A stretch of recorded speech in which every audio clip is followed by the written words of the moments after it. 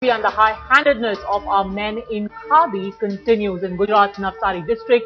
A group of BJP leaders allegedly went on a rampage when denied service at a highway hotel. Headlines today has accessed the CCTV footage from inside the hotel, showing the BJP councillors indulging in violence and even physically assaulting the hotel staff. The BJP leaders broke furniture in the hotel when they were told that the eatery is shut for the day. The owner suffered loss to the tune of 1 lakh rupees because of this attack. Among the BJP men who ran right inside the hotel are 3 office bearers of the Navsari civic body. There was massive damage to the hotel premises. The councillors smashed everything they could lay their hands on, apparently secure in belief that they could get away with this vandalism only because they wield political power. Look at these images that we are getting to you now. We'll stay on them for a while. These are images from inside that hotel on a highway in Navsari district of Gujarat. These councillors from the BJP were apparently denied service at this highway hotel because it was very late into the night and the hotel was shutting down. That's when these councillors barged into the kitchen. They attacked everything inside, even beat up some of the hotel staff. Look at that. You can actually see images. The faces of these men luckily was captured on CCTV camera which had been installed in the hotel. This footage was immediately handed over to the police, thanks to which now a case has been registered, and reports coming in even suggest that some arrests have been made. But it's the absolute impunity of those who wield power. They think they can get away with anything. Remember, not too long ago, it was in Gujarat itself that we'd seen former member of parliament from the Congress, and now he's joined, in fact, the BJP as an MLA. Vittal Radaria, he had waved a gun at a toll booth attendant because he had dared to ask him for an identity card. And now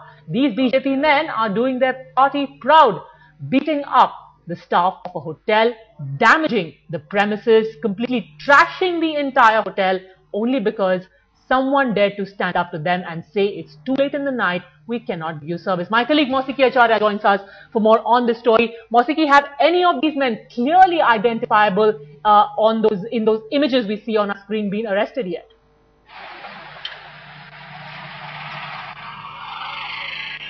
Well, yes, all of them have been identified. Unfortunately, they are all BJP leaders. Some of them are even in the senior membership of the BJP, a very shameful act on their behalf. 3 of them are corporators in the local bodies, whereas one of them is actually a chairman of the Nagarpalika. The police took swift action and they have identified them through the CCTV footage and they have been arrested. All of them have been produced at the local court in Navsari right now. All right, Mausiki, also, has the BJP reacted to what their councillors did? Because these are people who are elected representatives. Any statement whatsoever from the ruling party on their behavior?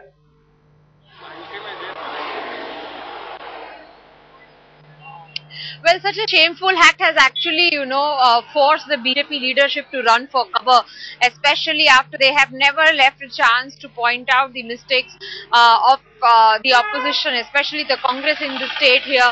However, they have not provided any explanation so far. They have said that the police has arrested them and the law will take its own course. They have been produced in the court, but all these 4 accused who have been caught red-handed on the CCTV rampaging through have been booked for damaging property and for rioting.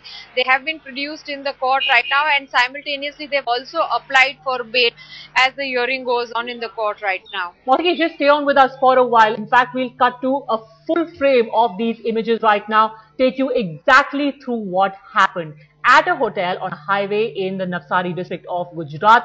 A couple of BJP councillors stopped for a late night meal. They were told that the establishment has shut down. Of course, these are not people who are willing to take no for an answer. So they did what came naturally to them. They attacked the staff of the hotel.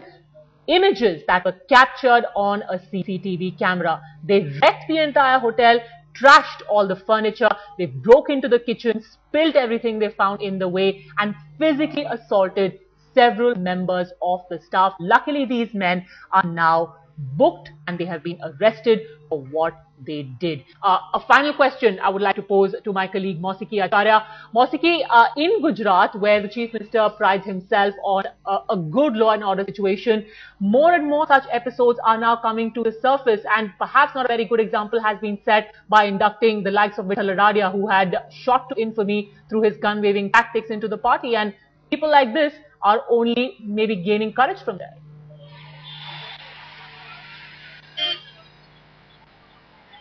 Well, absolutely, and even just as we have been seeing such episodes frequently repeat itself in Gujarat, none of the parties in fact have come forward or suspended them or taken a strict action trying to set an example for the rest of the members to follow.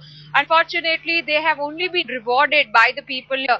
Whether BJP will take action against these people who have been arrested for rioting and damaging property, well, it remains to be seen. But yes, they are definitely setting a wrong example for the other members who could not be deterred if such action is not taken against them.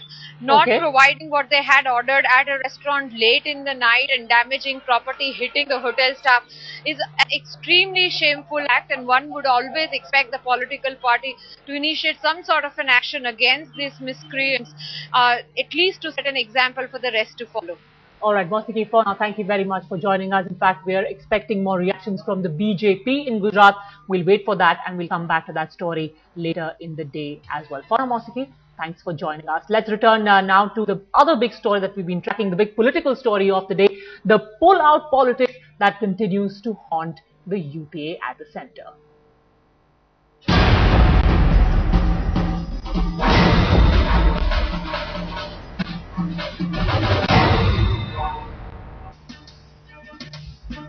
So let's now quickly run you through what the latest political developments of the day are. After Karunanidhi, it is Mulayam Singh Yadav, the chief of the Samajwadi Party, who is arm twisting the government.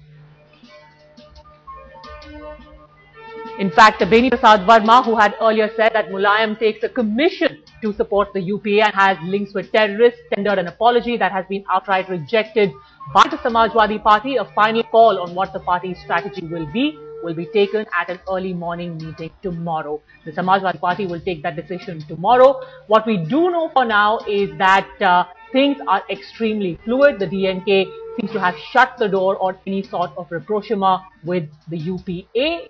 Now the Congress is trying to reach out to other allies, and someone who has given very encouraging signals so far is JDU Chief and Bihar Chief Minister Nitish Kumar.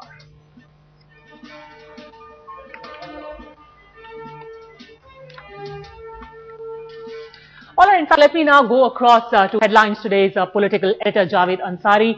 He and I together will try and decode for you exactly what life without the DNK and the Samajwadi Party could look like for the Congress. Is the UPA going to be able to survive? Three main people who hold the key for the UPA right now. First, let's start with Mulayam Singh Yadav. Now, Mulayam Singh Yadav is the one who holds the key. If the DMK decides to still stay away and the BSP also pulls out, here's what the math will look like. The majority mark, remember, is 271. UPA and minus DMK and minus BSP will be at 228. The Samajwadi Party, remember, is at 22. If the Samajwadi Party decides to stay on, Javed, will that be of any help whatsoever?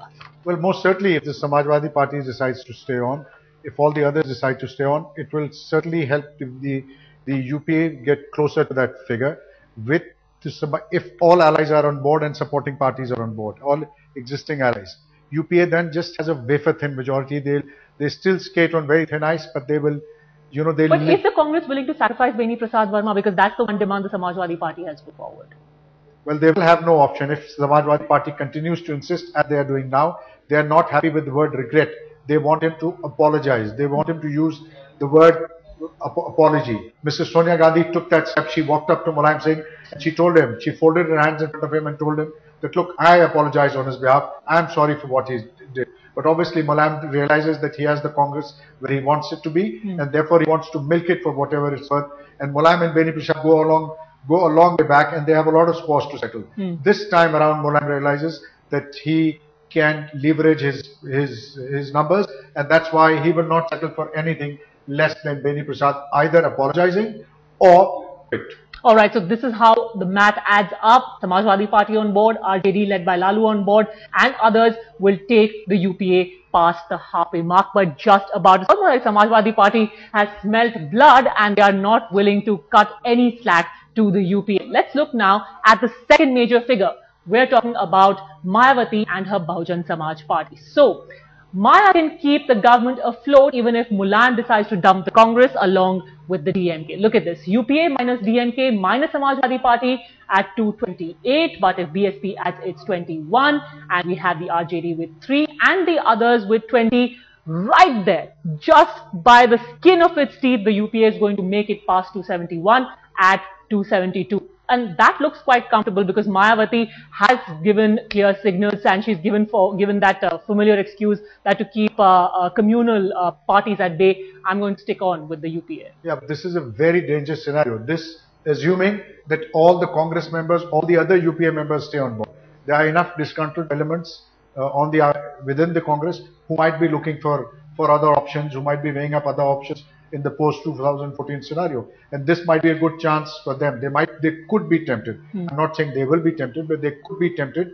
Don't discount that scenario to jump ship. This is a nightmarish scenario for the political managers. If I were a political manager of the UPA, my blood pressure would have been through the roof. Well, because it's really touch and go. So they would need a buffer. I was talking to a senior manager who does the number crunching for the UPA, and they said we are comfortable at 283, but 273 it could go, 272 it could go either way. Well, this is exactly the kind of scenario that is the stuff that nightmares are made of as far as Kamal Nath and likes of Rajiv Shukla are concerned.